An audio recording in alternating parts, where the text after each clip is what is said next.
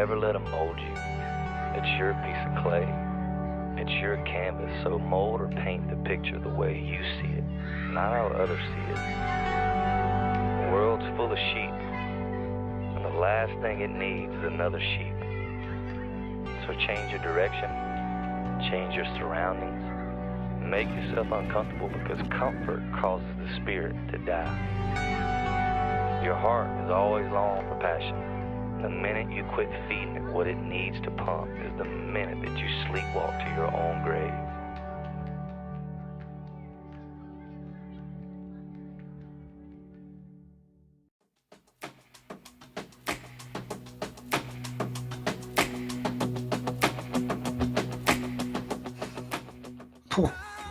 Big exhale there from Arnie. Hello out there. We're on the air. Happy Friday. It is December the 6th, 2024. It is the Project Potential episode 6. And this one's titled Decoy and Decay. Whatever that means. I don't know. We're going to talk about it though. I'm not going to lie, it's getting pretty tough here to do the show. I know I've been saying how much I love it, and I do. And I'm going to keep doing it. This is not going to stop. This is the 6th episode of very many to come, but it's going to evolve. I'm just having a hard time here. It's hard enough to show up and do a live show every day and find different topics to discuss. But when you have to do that with a blog, a daily show, and a podcast after that, there is really unlimited amounts of things to talk about within Bitcoin, but I'm going to try to tailor it a little bit differently. And even if that means I'm going to spend a little while on the show talking about something and then expand in the podcast, I'm going to keep it different. I'm going to keep that part of it. But there are going to be some days where I talk about the same thing. And that's not even today. But I was sitting there this morning and I was trying to figure out what the heck we should talk about today on the podcast. And I came up with Decoy and Decay, and I'm going to talk about why. And it ties into December as well, DEC. That's what inspired it. So we are currently at the block height 873,529. 873,529 blocks have been mined since January the 3rd, 2009, the Genesis block. The difficulty is up, which means the hash rate is buzzing, 18 blocks ahead right now. And the last winner was via BTC. So congrats via BTC. 3.125 Bitcoin. Oh, we just hit another block. F2 pool. Of course. The usual suspects there. We got F2 pool via BTC and pool Foundry. Holy Arnie, take it easy on yourself. I'm sure you could hear that. He just slammed down on the hardwood or the fake wood, whatever it is. So that is the mempool today. That's where we're at. Things are looking good in the Bitcoin world. We hit 100K between last episode and this one. So I guess this is the official 100K episode. Pretty big deal, I would say. On the show we talked about a little bit today, I thought that it was going to be a little bit bigger deal in terms of like the retail, in terms of people reaching out saying, what the hell's going on? Bitcoin's 100K. But then I realized that most people are just completely detached from this world. And it actually, I realized that it's actually the financial advisors and the people who are in traditional finance who are the ones who are feeling a little bit of FOMO right now. And we watched a clip from a guy on CNBC talking about how they missed the 40% increase since Trump. And Joe said, actually, you missed 60% annual return for the last 15 years. And the guy said, yeah, we missed it, and laughed. And I did a huge rant on the daily Bitcoin journey today. So I'm going to keep things very calm here. Keep the vibe good. So we're not going to talk about that. But if you didn't watch the show today, make sure you go watch that. It was a good show. It was 2 hours and 20 minutes long. So set it to 1.25 and enjoy yourself. On that note, we also have our Bitcoin Amigos today. Hopefully this podcast will be out before then. But every Friday, even if you can't catch today's, every Friday going forward, we're going to do the Bitcoin Amigos show at 4 p.m. Eastern time on Fridays with Jerry from Jerry Loves Freedom, Chris from Fractal Bitcoin, and myself. A little panel, an hour or two talking about Bitcoin, having some fun. That's what it's mostly about, is fun on that show. So the Bitcoin Amigos, it's going to be on that YouTube channel though. So just search it, YouTube, Bitcoin Amigos. But today, in honor of Arnie's birthday this weekend, December 8th, Arnie turns 1. And December 8th, somebody else in this household, who shall remain nameless, also celebrates birthday on December the 8th. So we don't really know when Arnie was born exactly. He's a rescue dog. And so he came from a reserve in Saskatchewan, and we got him in February, but they estimated his birthday was around this time. And just for ease and simplicity, we decided that we were going to share birthdays. So our birthday is this weekend on December 8th. So this will be the official birthday show of Arnie. And that's what we're going to talk about, is the decay part. That's what's coming here for birthday wise. But we're going to start with the decoy aspect of it.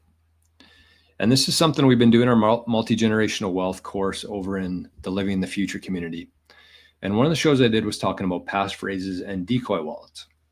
And after that, I was thinking a little bit more about it, and I ended up doing a show on best practices within Bitcoin. So that was episode 6 in the multi-generational wealth course. And don't worry, if you're not a member over there, I'm actually going to put those episodes for sale as a collection. I think it's going to be like $88. I don't want to rip people off, but I think that people are going to get a ton of value from these. I've been keeping them about 10, 15, 20 minutes long, just so it's easy for people to digest, very concise.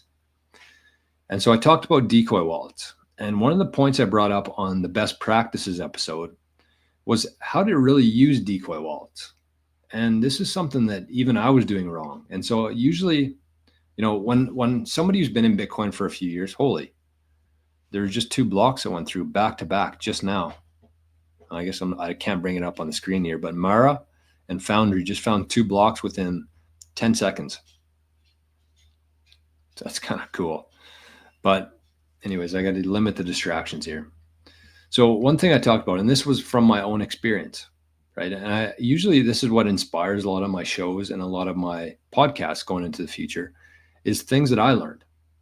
And if you can have a Bitcoiner who spends literally 5, 6, 7, 8 hours a day in Bitcoin and still, realize you're doing things wrong or still learning things, I think that that's going to be a much better thing to talk about for people. Because, if somebody in that position is getting things wrong or doing things wrong or learning new things, then there's a good chance that there's going to be a lot of people out there who can benefit from that as well.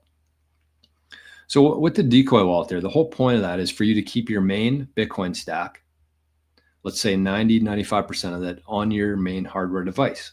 That could be a Blockstream Jade, that could be a CoinKite Cold Card, or a Foundation Passport. Those are usually the 3 wallets that I recommend people keep their main stack on.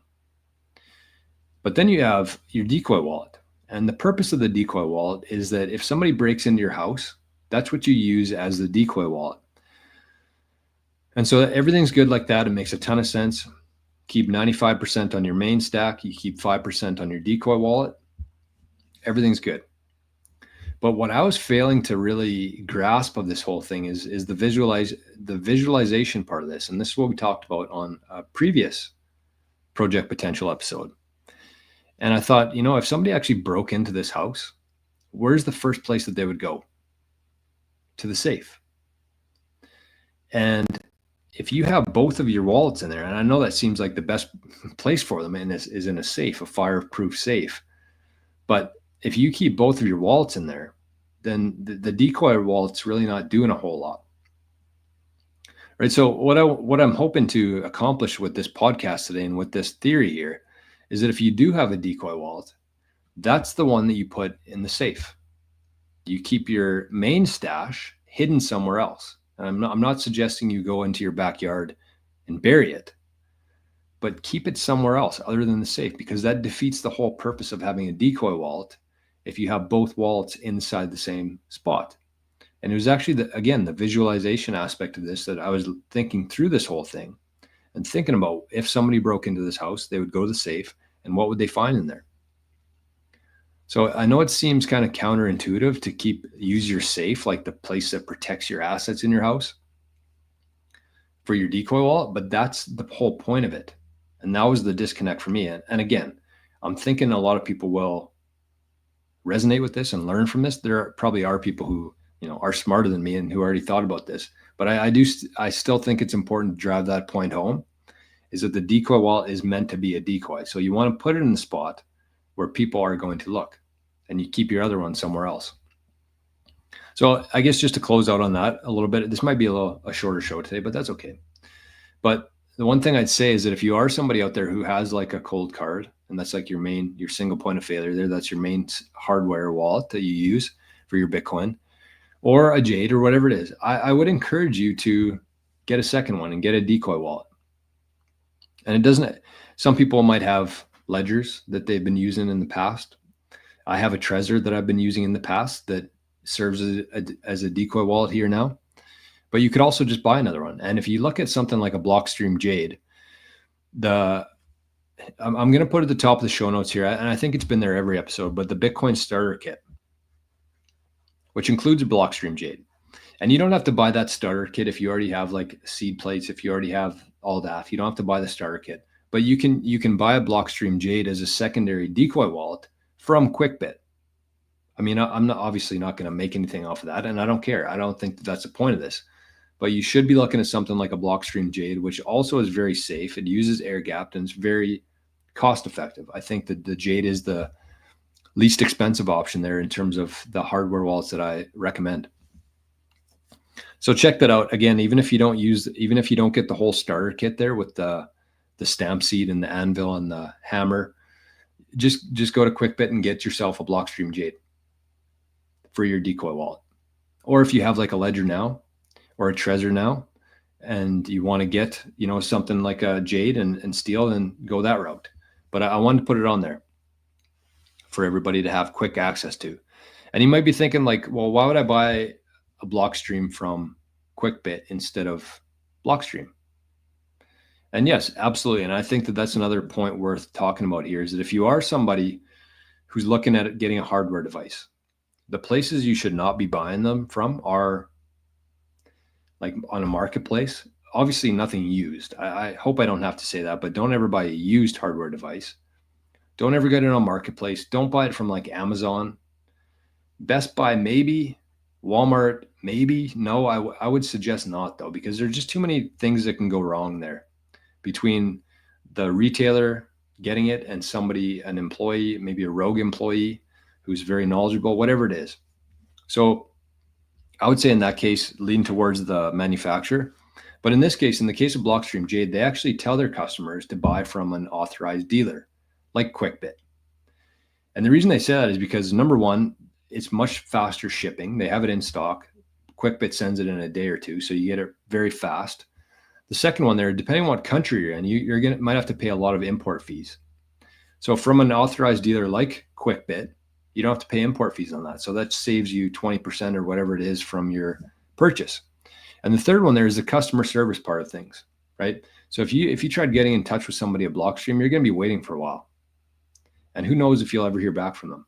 That's why they have authorized dealers, and you can pick up the phone and call QuickBit in Regina, and somebody there is going to help you through it, whether you're trying to set it up, you're having an issue, you have a question, whatever that is. If you try reaching out to Blockstream, you're going to be waiting a while. You pick up the phone, you call QuickBit or somebody like QuickBit, an authorized dealer, they're going to be able to help you right away. So you got the fast shipping, you got the no import fees, and you got the customer service there. That's why I think that you should be looking at something like a QuickBit or whatever's in your country or your local area. So that's the decoy aspect of the podcast today. Just consider it. And then we're going to talk about Decay. And I thought it was kind of cool to do Decoy, Decay in December. Two topics unrelated in the same month. But the Decay aspect of this. So we talked about the birthdays. Arnie's turning 1. I'm turning something else this weekend. I'm still pretty young. But the point of what I want to talk about here is the decay that you put on yourself with ages. And that's why I don't really care to share my age, because it is just a number. You have to remember that regardless of how old you are, regardless of your birthday and how you feel about it, you should be thinking about this stuff much differently, because the birthdays and the years and the time is all just a human construct, right? Like there's no real connection to our bodies. I mean, people age, of course, but the point of what I want to talk about today is I really think that people age themselves much faster because of birthdays. And they think, you know what, I'm almost 40. I'm going to start decaying. Or I'm turning 60 next year. I'm going to start decaying. And mentally, that's what they're thinking about. And I think that one thing I've learned over these last couple of years, and what I've tried to pour into my show and into the Living in the Future community, is how powerful the mind is. And if you start thinking about that, if you let that consume you, that's when you decay. That's when you think, okay, well, I'm 65, I'm going to retire, I'm going to do nothing. I'm just going to sit around. I don't want to work anymore. That's when you start to decay. But if you just take a completely different mindset and you forget about your age and you just focus on the right things, if you focus on, very similar to Bitcoin in terms of like a long-term view, in terms of actually having to put in the work to maintain your body and your health and your diet, that's how you should think about it. And I've been down this road before of letting age really determine how I feel. Right? I remember, like, and this would have been 5 or 6 years ago now, or more, maybe 10 years ago. But I remember talking to my buddy, and these are the kind of things that really stand out in your life. For some reason, they triggered this emotional response that you never forget. And I think that it happens with age, with death, with money, with kind of stuff like that. It triggers an emotional response in your brain that you remember. And it would have been about 10 years ago, if I'm thinking about the timeline here in the points of data. But I remember one of my really close friends, he had older brothers. And he said, you know, I don't want to turn 30 because I remember my brother, or this is him talking. He said, when my brother turned 30, he said that he really started to feel different. And he said, you're only going to have abs until you're 30 years old, because then you're going to start to age. Your metabolism goes down and you're going to start to age. You're going to lose your abs. You're going to lose your fit body. And I believe that. I bought into it. And I was waiting till I was 30. I'm like, okay, well, I'm 30 now. I should start fattening up. And so I think that's the decay part of this, is that people really let their minds determine, and their minds and their age determine how they feel when they're completely different. And I understand that, again, over time, people age, the body changes. But I think that the big problem in how people really accelerate that is by thinking about that and by putting that into their mind and letting that consume them and dictate how they should feel based on their age. So moral of the story is, like, don't worry about it.